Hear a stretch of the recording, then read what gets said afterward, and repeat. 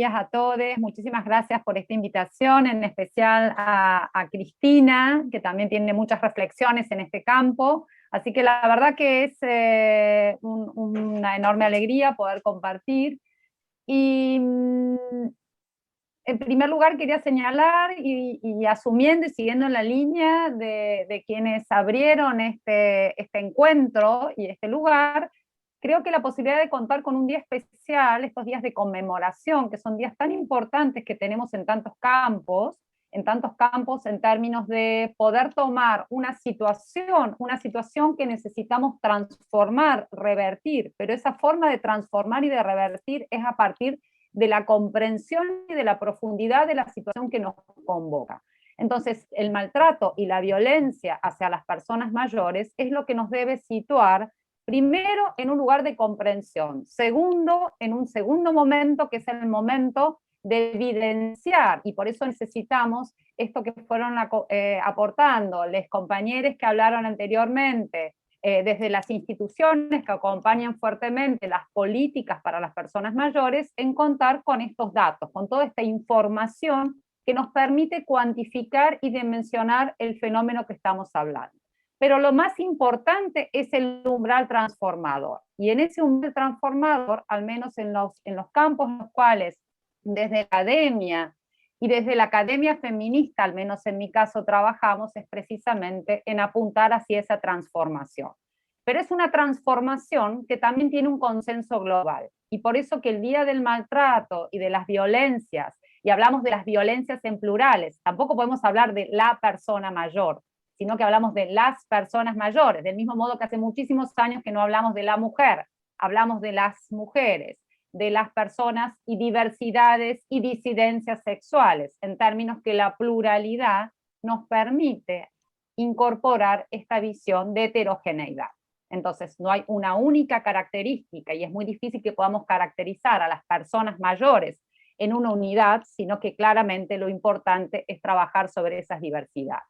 Y entonces este consenso global y que el sistema de Naciones Unidas haya conmemorado en un día también implica un avance sumamente importante. Pero además también celebrar esta posibilidad de poder trabajar desde un enfoque de géneros y de derechos, y ese es el punto sobre el cual quienes venimos hace muchos años suscribiendo esta línea, realmente vemos muy importante esta transformación en el campo de las políticas públicas, pero también de las políticas prestacionales. Y esto me parece que es un punto muy importante para subrayar, porque tanto en ambas presentaciones que teníamos desde el PAMI, en términos de la obra social encargada de todas las cuestiones de los años 1970 en adelante, de las cuestiones vinculadas hacia las personas mayores, poder tener una mirada prestacional sobre los servicios que ofrece con una mirada de género y diversidades es un avance realmente muy importante, que en realidad hace muchos años que se viene planteando. Lo importante era poder ponerlo operativo y eso me parece que es un momento también para celebrar.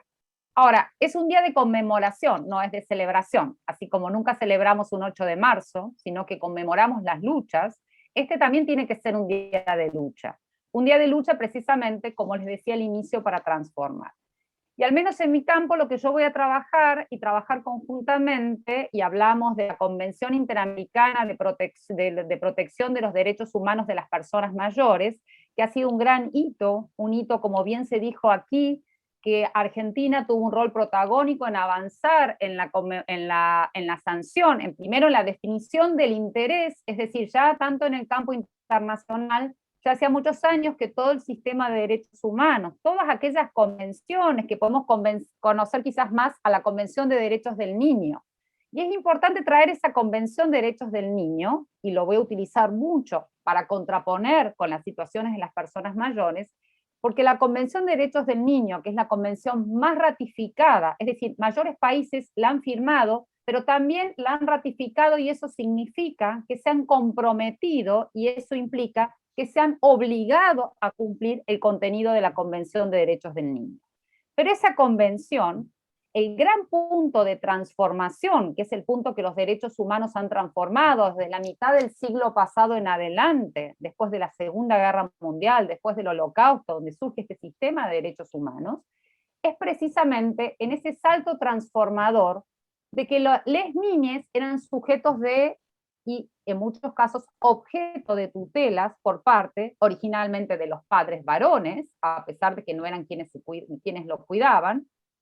Fue un gran avance, y la transformación y la transición democrática en Argentina se avanzó hacia aquello que hablábamos en aquellos años de la patria potestad compartida, es decir, donde las mujeres tuvieran un rol protagónico respecto a las decisiones en torno al ejercicio de los derechos de los niños, y el gran salto transformador de la Convención es precisamente en reconocer que niños, niñas y adolescentes son sujetos titulares de derechos. Y esa es una transformación increíble y realmente un cambio de paradigma. Este cambio de paradigma es el mismo cambio de paradigma que viene a situar la Convención Interamericana de Protección de los Derechos Humanos de las Personas Mayores. En primer lugar, también pone un acuerdo regional, porque es una convención que surge dentro de lo que es el Sistema Interamericano de Derechos Humanos, esto que es la región de las Américas, los tres continentes, la América del Norte, la América Central junto con el Caribe y la América del Sur.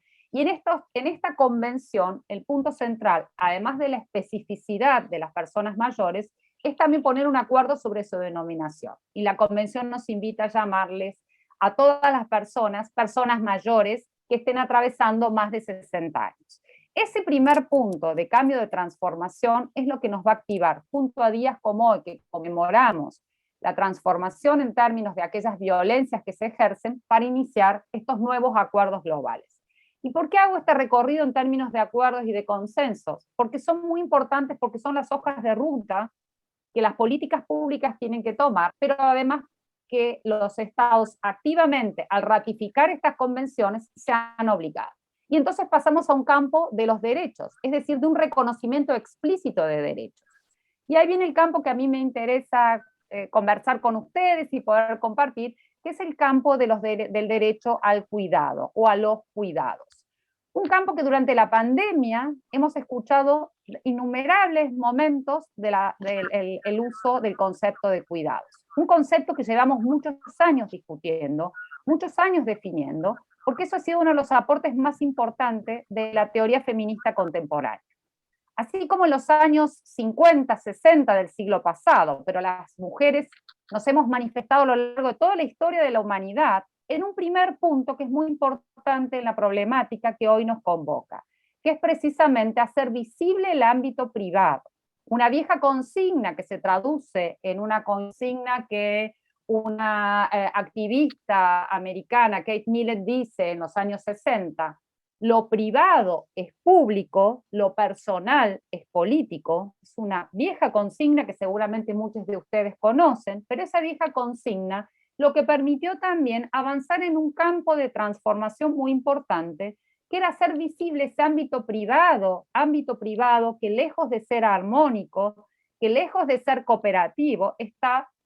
claramente atravesado por las múltiples asimetrías en este ejercicio de poder, de lo que también escuchamos mucho en los últimos tiempos, gracias a esta renovación y esta masificación del movimiento feminista, de nuevas voces jóvenes que hablan y denuncian esta estructura de poder de manos del patriarcado.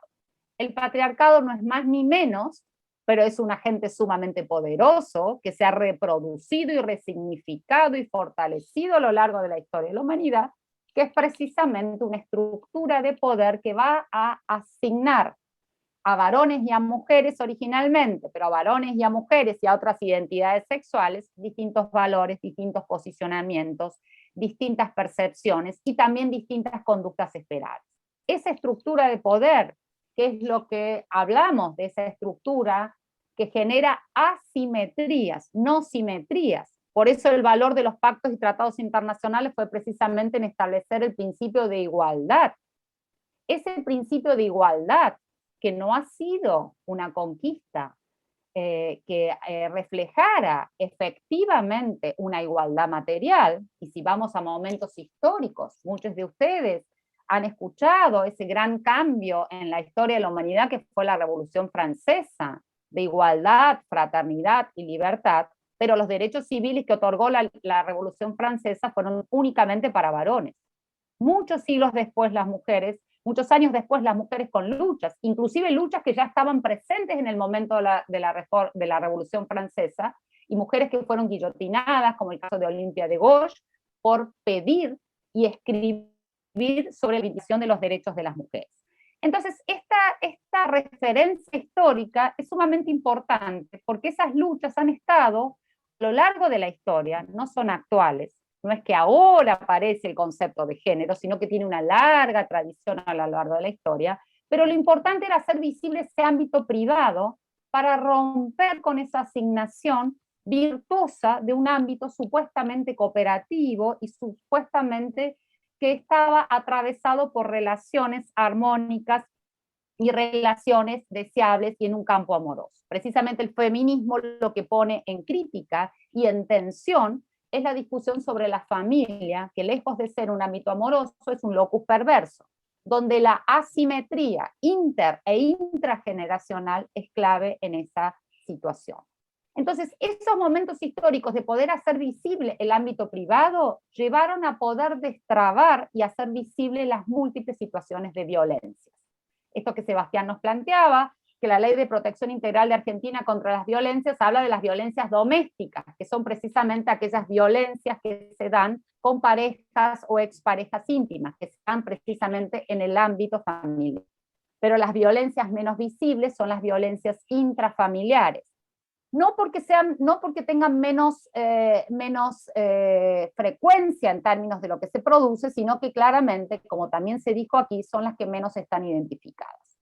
Pero volviendo a la problemática del cuidado, ese ámbito privado es el ámbito donde históricamente el trabajo que se produce dentro de los hogares, que es el trabajo central para garantizar la sostenibilidad de la vida. Muchos de ustedes, mientras estaban aquí escuchando, también están haciendo trabajos de cuidados. Y lo importante es saber que esos son trabajos. No es que mientras están escuchando esta conferencia y están haciendo alguna actividad, por ejemplo, preparando el almuerzo, no es que están escuchando la conferencia, están haciendo las dos situaciones, porque estamos trabajando para garantizar la sostenibilidad de la vida. Ese ámbito de trabajo, que es el trabajo de cuidados, inicialmente lo llamábamos el trabajo reproductivo porque garantizaba la reproducción social, que es central para garantizar la reproducción de la fuerza de trabajo, pero precisamente ese ámbito invisibilizado a cargo de las mujeres es un ámbito de extrema inequidad. Hay una injusta división sexual de los trabajos y hay una injusta división sexual de los trabajos de cuidados. Y esto lo hemos podido evidenciar en la pandemia. Hoy ya después de esta pandemia y de los periodos que hemos pasado de aislamiento preventivo obligatorio, de cuarentena, ninguna persona puede decir que no sabe lo que se trabaja dentro del hogar, que desconoce todo el tiempo, la expertise extraordinaria que lleva el trabajo dentro de las tareas de cuidados del hogar, la gestión del cuidado, pero además también puso en la problemática vinculada a las personas mayores también esa esfera de las instituciones de cuidado y de estas instituciones que requieren ser urgentemente atravesadas por una perspectiva, no solamente de buenos tratos, sino también por una perspectiva de derechos humanos y perspectivas de género. Sebastián y Adriana mencionaban también la invisibilización de las situaciones y de las emocionalidades de las personas mayores, la negación de sus sexualidades, de su intimidad, todo esto que es arrasado en muchos momentos de que van transitando durante la posición y durante esta etapa de la vida, que al igual, y ponía al inicio la Convención de Derechos del Niño, que también nos invita a una nueva denominación. Ya hace muchos años que no hablamos de los menores, hablamos de los niños, las niñas y de los adolescentes, precisamente para visibilizar esas diferencias. Pero así como cualquier niño o niña que en el momento de su nacimiento, si no tiene cuidados, no puede subsistir, no puede sobrevivir, y somos altamente demandantes en ese momento inicial de la vida, pero esa demanda de cuidados no es solamente una demanda de cuidados que requiere ser resuelta por la madre, sino que es una demanda de cuidados respecto a las personas, tanto en como la Convención de Derechos del Niño establece, a ambos progenitores, como también a otros integrantes del núcleo familiar. Pero ese momento inicial es el mismo momento que hacia el final de la vida, y por eso el cuidado nos va atravesando a lo largo de la vida, desde un momento de ser demandantes absolutos de cuidados, pasamos a tener más autonomía, empezamos a autocuidarnos, y de hecho en la adolescencia hay muchos programas que nos acompañan para tratar de autocuidarnos y acompañar esta autonomía en términos de lo que implica este autocuidado, que no es solamente un ejercicio responsable de la sexualidad, sino muchas otras instancias de autocuidado. Y en la vida adulta pasamos a ser proveedores de cuidados, es decir, porque tenemos hijos o porque tenemos personas mayores que son nuestros progenitores, donde tanto las convenciones internacionales como las leyes civiles también nos obligan a prestarles asistencia. Ese momento de transición muchas veces hace lo que hoy está sucediendo en la región, desde inicios de este nuevo siglo, pero quizás ubicado a finales del siglo XX, en una tensión muy importante que ha llevado a la crisis de los cuidados, porque los hogares, sobre todo los hogares medios, están en una tensión enorme, con hijos muy, muy pequeños para cuidar y también con personas mayores a cargo de estas responsabilidades, que probablemente no es necesario que esas personas mayores estén dentro del mismo hogar, pero la gestión del cuidado de esas personas mayores también es responsabilidad de ese hogar. Pero ahí viene el punto que quiero remarcar. Cuando hablamos de responsabilidades de ese cuidado, las obligaciones se vuelven a concentrar dentro de las mujeres, inclusive respecto de sus suegros. Y esta no es una percepción que yo tenga solamente por feminista para poder identificar que los varones no han asumido sus responsabilidades de cuidado. Tenemos evidencia empírica, esto significa tenemos datos, y Argentina en este momento también está construyendo un mapeo muy importante a nivel federal, en este Estado federal de cuidados, y en ese mapeo lo que vemos claramente que la gestión y el cuidado de las personas mayores y otras investigaciones que nos acompañan a afirmar con esta evidencia empírica están en el cuidado siempre de mujeres, y dentro de las mujeres o dentro de una familia, entre los hermanos, los que se van a concentrar en el cuidado van a ser las mujeres o integrantes de otras identidades sexuales. Y ahí el punto central es que los varones en general no han asumido estas responsabilidades de cuidados. Ahora, además de que esto es una injusticia, que es una injusticia que nos tiene que interpelar fuertemente, así como nos tiene que interpelar la evidencia respecto a las situaciones de violencia que existen respecto a las personas mayores, a las violencias intrafamiliares, y estas violencias que intersectan por clase social, por disponibilidad socioeconómica y por géneros. En esa intersección, que implica, así como los derechos son interdependientes y en este ejercicio de derechos requerimos ningún derecho está por encima del otro, sino que tanto derechos civiles, políticos, económicos, sociales y culturales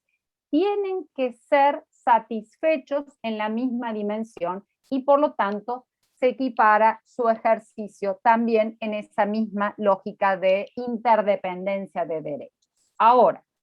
si la vulneración de un derecho me está afectando y esa vulneración de derechos me afecta porque yo soy una persona que pertenezco a pueblos indígenas, pero además estoy en condiciones de pobreza, esa afectación va a ser todavía mayor. De la misma forma que hemos evidenciado que lejos de que la pandemia ha sido un virus democrático, precisamente la posibilidad de contagio ha estado abierta a toda la población, sin embargo,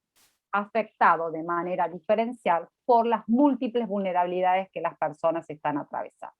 Entonces ahí nuevamente nos volvemos a situar a la importancia de los cuidados y a la importancia de cómo se desempeñan los cuidados. Y eso, cómo se desempeñan los cuidados al interior del hogar, nos interpela directamente a las personas mayores. Si vemos a las mujeres mayores, no solamente, como también se dijo aquí, tenemos biológicamente, ese es un dato biológico, longevidad diferencial.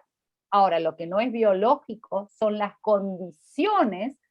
y las formas en las cuales vamos a llegar al final de nuestras vidas o a los últimos años de nuestras vidas o a conformarnos como personas mayores. Eso no es biológico. Eso habla de las condiciones de vida que se fueron construyendo societalmente y no son responsabilidades individuales de las mujeres. Así como la maternidad no es una función individual de las mujeres, sino que la maternidad es una función social y requerimos garantizar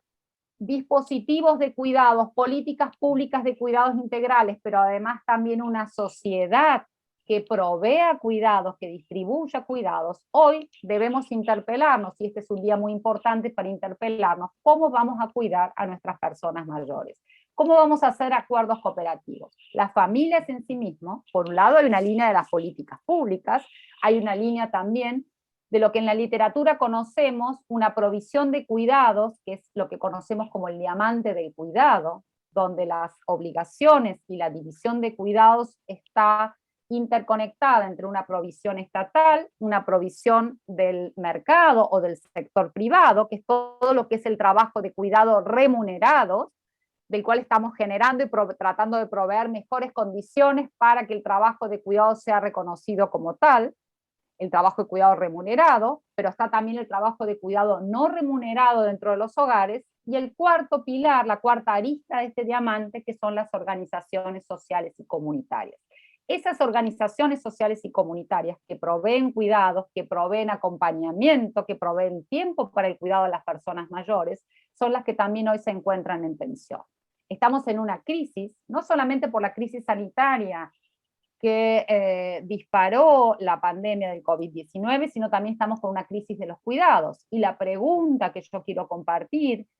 con ustedes es cómo vamos a hacer nuevos acuerdos para redistribuir estas responsabilidades societales que tenemos de cuidado. En primer lugar, esta injusticia, y por eso desde el inicio hablaba, la idea de conmemorar y de avanzar en esta dirección vinculado a repensar acuerdos societales, acuerdos en el marco de derechos humanos, nos tiene que llevar a la conclusión de que no podemos seguir con este orden de cuidados. No pueden seguir siendo las mujeres, inclusive las mujeres que son demandantes de cuidados al final de su vida, las mujeres adultas, personas adultas, que siguen cuidándose a sus cónyuges. Son los varones los que llegan al final de la vida cuidados gracias a otras mujeres. Entonces, así como las mujeres están subsidiando a los sistemas de seguridad social, están subsidiando los sistemas previsionales, y de allí el impacto importantísimo que tuvieron las moratorias previsionales. Pensemos que sin esas moratorias previsionales, ese reconocimiento del trabajo de cuidados de las mujeres seguía invisibilizado. Y entonces, algunas mujeres que habían estado casadas y se requería históricamente un matrimonio legalmente constituido con un trabajador asalariado formal, y se dedicaron toda su vida al trabajo de cuidados. Esas amas de casa, que la encuesta permanente de hogares, por ejemplo, habla de una inactividad laboral, que lejos de ser inactividad laboral es un trabajo sostenido y que, como vemos durante la pandemia, que no se termina nunca, llegaban al final de su vida recién a tener un ingreso propio cuando quedaban viudas. La concentración, esa violencia económica de la cual nos hablaba Sebastián, que está reconocida en la Ley de Protección Integral, era precisamente un ejercicio asimétrico de las decisiones presupuestarias del hogar. Las mujeres, ellas mismas construían su identidad como que ellas no trabajaban, cuando no han descansado nunca a lo largo de muchos años y quizás de una larga vida. Y recién tenían un ingreso propio y el impacto que esto generaba. Por eso medidas como la moratoria previsional, inclusive lo que se está discutiendo en este momento precisamente, de una larga reivindicación y propuesta que traíamos desde la academia, del reconocimiento de años de aportes previsionales a quienes hubiesen desempeñado cuidados en el interior del hogar como parte de ese aporte previsional. ¿Por qué? Porque con los cuidados sostenemos la vida. Entonces, para ir concluyendo en estas, en uso del tiempo, en un buen uso del tiempo, hay suficientes indicadores que tenemos que tomar en consideración. Esto significa suficientes datos que nos muestran que este orden dado ya no puede seguir sosteniéndose de esta manera. No solamente por las múltiples situaciones de violencias que aquí se hablaron, sino por esta injusta división sexual de los trabajos y de los cuidados. Escuchamos muchas alocuciones vinculadas que son consensos globales, todo el mundo ha atravesado esta pandemia y que estamos hablando de una nueva normalidad. A mí me gustaría dejar como reflexión que ojalá pensemos otra normalidad. Si la nueva normalidad va a reproducir lo que teníamos y estas inequidades y estas desigualdades previas, requerimos pensar nuevas normalidades. Y en esas nuevas normalidades, a mí me gusta más llamarlo un escenario post-pandemia, es una oportunidad extraordinaria porque tenemos muchas más herramientas para avanzar en la construcción de otros arreglos institucionales. Adriana ponía mucho énfasis, y también lo había hecho al inicio, las autoridades del municipio de Quilmes, también en las líneas que van avanzando, la oportunidad que la ley Micaela, y el caso de la ley Micaela también es una práctica similar a las que venimos mencionando con este día de conmemoración. Es ante un caso trágico, tremendo, generar una acción y una acción transformadora. La ley Micaela lo que nos ha puesto y nos ha interpelado es precisamente ante una responsabilidad ciudadana importantísima de transformar las formas de pensar las políticas públicas, las prestaciones, las relaciones interpersonales sin violencias, pero también en un marco que apuntemos hacia la igualdad material efectiva. Igualdad formal, los marcos constitucionales, las convenciones internacionales que Argentina ha ratificado y ha suscrito, y en muchos casos ha sido protagonista en términos como en el caso de la Convención Interamericana de Protección de las Personas Mayores, nos interpelan centralmente en esa transformación. Entonces, estamos viendo y todos queremos tener un escenario optimista. Sabemos que para las personas mayores este tiempo de pandemia ha sido sumamente dificultoso, ha puesto, y también no hemos mencionado, pero durante la pandemia también se incrementaron las situaciones de violencias. El Ministerio de las Mujeres y las líneas de atención han tenido que dar mayor respuesta. Esto ha pasado a lo largo del país, porque precisamente las mujeres han tenido que vivir confinadas con sus agresores, y esto ha sido una situación que ha disparado respuestas rápidas de las políticas públicas, pero también requiere una revisión muy fuertemente. Entonces, que las responsabilidades de cuidado se concentren solamente en las mujeres, tenemos que pensar en estas formas de violencia, porque son responsabilidades que nos interpelan absolutamente a todos. Todos somos partes y nadie tiene la obligación de cuidarnos, sino que nosotros tenemos que acompañar activamente en destrabar esta injusta organización social de los cuidados, pero también esta injusta organización intrafamiliar. Entonces, así como hace muchos años las feministas queremos un mundo mejor, como sé que todos quienes estamos aquí queremos un mundo mejor, pero queremos un país federal mejor, queremos un Quilmes mejor, queremos una vida queremos un PAMI mejor, y para eso estamos trabajando colectivamente. Lo que requerimos precisamente es repensar estos marcos. Instrumentos ya tenemos, igualdad formal tenemos, nos falta avanzar hacia la igualdad material. Y creo, y con esto termino, que uno de los principales elementos para transformar es este elemento de la reflexión acompañada de la acción. Ya no podemos tolerar más estas situaciones de concentración de los trabajos, de concentración de las desigualdades, de las decisiones, y mucho menos tolerar ningún tipo de violencias. Así como los derechos son interdependientes, el cuidado es un derecho humano, y es un derecho humano que es el derecho a cuidar, a ser cuidado y al autocuidado. Por lo tanto, es el momento de ejercerlo, pero no es momento de ejercerlo solamente para demandar que se nos cuide, sino para repensar cómo sujetos titulares de este derecho al cuidado también podemos contribuir a una sociedad cuidadora, a una ciudad cuidadora, pero también a un país federal que integre mejor. Y allí hay buenas noticias. Probablemente en poco tiempo estemos, y se está trabajando sobre eso, para la construcción de un sistema de cuidados, un sistema federal de cuidados que va a poder tener capítulos concretos de cuidados de las personas mayores, y con esto podremos seguramente generar mejores condiciones de vida para todos y a todas. Así que hasta aquí hago lo que tenía previsto compartir con ustedes, y quedo abierta para cualquier pregunta y demás. Muchas gracias.